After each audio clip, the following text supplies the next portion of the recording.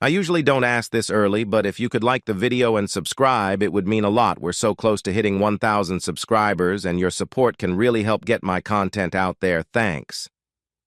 Liam Walsh, 36, a hard-working tradesman, tall and broad-shouldered, his hands rough from years of labor, yet gentle with the things he cares about.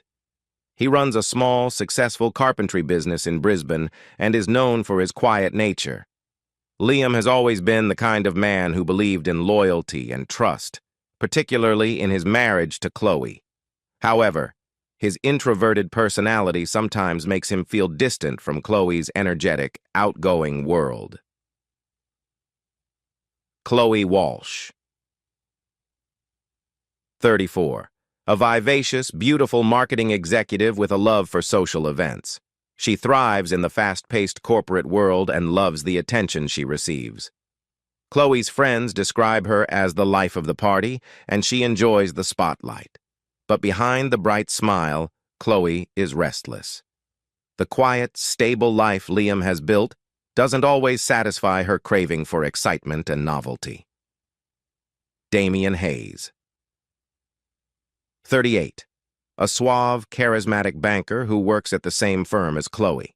He's known for his charm and flirtatious nature, and while he's outwardly friendly, there's something predatory about his presence. He's always had a soft spot for Chloe, and he doesn't hide it, frequently dropping compliments and making subtle moves that Chloe pretends to brush off. It was a warm evening in Brisbane. The sun had dipped behind the horizon, painting the sky in hues of pink and orange, but Liam couldn't find beauty in it anymore. He sat at the kitchen table, staring into his cup of tea as if it held the answers to the questions swirling in his mind. Chloe was upstairs, getting ready for yet another corporate event. This time, it was her firm's annual gala. Liam had always been supportive of Chloe's career, even though their worlds couldn't have been more different. He loved her, at least he once did. And they had spent over a decade together building a life that from the outside seemed picture-perfect. But cracks had started to form, tiny fissures in the glass of their relationship, and lately those cracks were becoming harder to ignore. "Are you coming with me, or are you going to sit here all night?" Chloe's voice cut through the quiet as she appeared in the doorway. She was stunning in her sleek emerald green dress, her dark hair falling in perfect waves over her shoulders. She looked every bit the professional success story she was. Liam glanced up and forced a small smile. "I'll come. Just finishing up here." Chloe raised an eyebrow. "You sure?" "It's not really your scene." That was true. Corporate events, with their small talk and pretentious posturing, weren't Liam's idea of fun, but he'd promised Chloe he would try to be more involved in her world, despite how foreign it felt to him. For her, he'd go because that's what marriage was supposed to be, showing up for each other, even when it was uncomfortable. "Yeah, I'm sure," Liam replied, standing up and setting his cup in the sink. "Let me just get changed." By the time they arrived at the Brisbane Hilton, the gala was in full swing. The ballroom was bathed in golden light, the clinking of glasses and the hum of conversation filling the air. Chloe slipped into the crowd effortlessly, her smile bright as she greeted colleagues and executives alike. Liam, on the other hand, hung back, his presence quiet but solid, as always. He sipped on a glass of wine, observing Chloe from a distance. She seemed happy, radiant even. But there was something beneath the surface that he couldn't quite shake. The way her laughter seemed a little too forced, the way she'd been spending more time at the office, the way her phone would light up late at night, and she'd turn it away from him. That's when Liam saw him. Damian Hayes. He'd heard Chloe mention him before, usually in passing, as a charming colleague who was harmless, but liked to flirt. Liam had always shrugged it off, thinking nothing of it. But tonight, seeing Damian in the flesh, Liam's gut twisted. Damian was tall, good-looking, and had a natural ease with people that Liam envied. More than that, Liam could see the way Damien looked at Chloe, like she was more than just a co-worker. As the night went on, Liam found himself retreating to the bar. Chloe was wrapped up in conversations, her laughter carrying across the room. He was happy she was enjoying herself, but the nagging feeling in his stomach wouldn't go away. Then, it happened. Chloe approached him, her eyes sparkling, but there was something else. Nervousness. "Liam?" she began, her voice soft, almost too soft. "Would you mind if I danced with Damien? Just one song." Liam blinked, caught off guard. "What?" She smiled, but it didn't reach her eyes. "It's just a dance. I know you're not a big fan of these things, and I promised Damien earlier that I would dance with him." Liam's heart pounded in his chest. He stared at her, searching her face for any sign that this was just an innocent request. But deep down, he knew it wasn't. "You want to dance with him?" His voice was low, strained. Chloe shifted, uncomfortable under his gaze. "It's just one dance, Liam," she repeated, her voice a little too casual, as if she was trying to downplay the situation. "It's no big deal." But to Liam, it was a big deal. His mind raced, filled with images of Chloe and Damien, of late nights at the office, of lingering looks and private conversations. He didn't want to believe it, but everything suddenly clicked into place. For a moment, Liam considered being calm, telling her it didn't bother him, playing the role of the laid-back husband. But something inside him snapped. The hurt, the frustration, the betrayal he'd been trying to ignore all came rushing to the surface. His jaw tightened, and he leaned in close enough so only she could hear. "Sure," he said, his voice cold and biting. "Go ahead, Chloe. Just don't trip over your morals on the way to him." Chloe's eyes widened in shock, and for a moment they stood frozen, locked in a silent battle. Her face flushed with a mixture of anger and guilt, but she didn't say a word. Instead, she turned on her heel and walked straight to Damien. Liam watched as Chloe and Damien moved to the center of the dance floor. The band was playing a slow, melodic tune, and Damien placed his hand gently on Chloe's waist as they began to sway. Liam's heart twisted painfully in his chest, his knuckles white as he gripped the edge of the bar. He knew he shouldn't be surprised. It had been coming for a while, but seeing it happen, seeing Chloe willingly put herself in Damien's arms, was a punch to the gut he hadn't been prepared for. The room around him faded away. All he could focus on was them. Chloe smiled at something Damien whispered in her ear, and Liam's stomach churned. He felt like a fool for trusting her, for ignoring the warning signs, for pretending that everything was okay when it clearly wasn't. People around him laughed, clinked glasses, and danced, completely unaware of the storm brewing inside him. He was suffocating under the weight of his own emotions, but he couldn't leave. Not yet.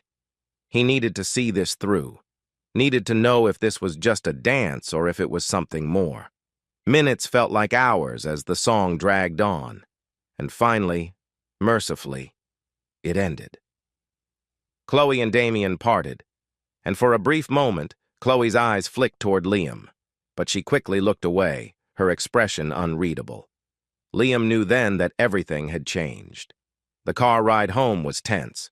Chloe sat in the passenger seat, staring out the window, her arms crossed tightly over her chest. Liam drove in silence, his grip on the steering wheel tight.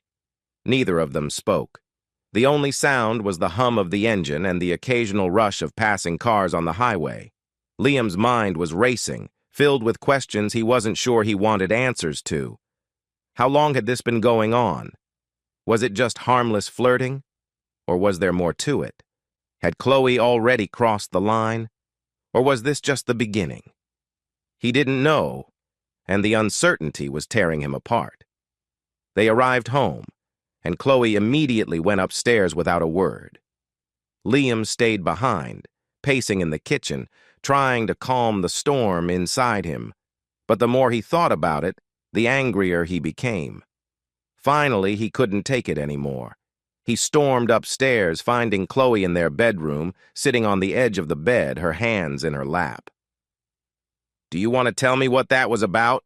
he demanded, his voice harsh. Chloe looked up at him, her expression guarded. "It was just a dance, Liam." "Just a dance?" he repeated, incredulous. "You danced with him like it meant something." Chloe's eyes flashed with anger. "You're overreacting. Damien is just a colleague. There's nothing going on between us." "Then why did you feel the need to ask if you could dance with him? Why not just dance with me?" Liam shot back, his voice rising. Chloe stood up, her face flushed with frustration. "Because you never want to dance with me. You never want to do anything with me anymore. All you care about is your work, your business. You don't even see me anymore, Liam." Her words hit him like a punch to the gut, but Liam wasn't about to back down. "That's not true, and you know it." Chloe shook her head, tears welling up in her eyes. "You don't understand. I need more than just this." "This?" Liam's voice broke. "You mean us?" She didn't answer. The silence that followed was deafening. The following days passed in a blur of cold indifference. Liam and Chloe barely spoke. When they did, it was short, clipped sentences that conveyed nothing but the bare essentials of living together. The distance between them grew, and Liam knew, deep down, that they were drifting apart for good. One evening, after a particularly long and quiet dinner, Chloe broke the silence. "I think we need some time apart," she said softly, not meeting Liam's eyes. Liam's heart sank, but he knew she was right. Things between them had been broken for a long time, and neither of them seemed to know how to fix it. Maybe space would help, or maybe it would be the final nail in the coffin of their marriage. "I'll go stay with my sister for a while," Chloe continued. "I think it's for the best." Liam didn't argue. There was nothing left to say. Weeks passed, and Chloe remained distant, both physically and emotionally. Liam threw himself into his work, hoping that the long hours would numb the pain. But it didn't. The emptiness in his heart was a constant ache, a reminder of what he had lost. One evening, as Liam was locking up his workshop, his phone buzzed. It was a message from Chloe. "We need to talk." Liam's stomach dropped. He knew what was coming. They met at a small cafe, neutral ground. Chloe was already seated when Liam arrived, and the look on her face told him everything he needed to know. They exchanged pleasantries, but it was clear that both of them were just going through the motions. "Liam," Chloe began after a long pause, "I think it's time for us to move on. I don't think we can fix this." Liam nodded, though it felt like his heart was shattering into a million pieces. He had known this was coming, but hearing the words out loud made it real. "I never wanted it to end like this," Chloe said softly, her eyes filled with regret. "Neither did I," Liam replied, his voice thick with emotion. They sat in silence for a few moments, the weight of their failed marriage hanging heavy in the air. "Goodbye, Liam," Chloe said finally, standing up to leave. "Goodbye, Chloe." Sometimes love fades, not because of a lack of it, but because of a lack of effort to keep it alive. Liam watched as Chloe walked away, and in that moment, he realized that it wasn't just her he had lost. It was the life they had built together. But maybe, just maybe, letting go was the only way to truly heal. Thank you for watching. We'd love to hear your thoughts on Liam's journey. Do you think he made the right decision by letting Chloe go? How would you have handled the situation? Leave your comments below, and don't forget to like, share, and subscribe for more stories like this.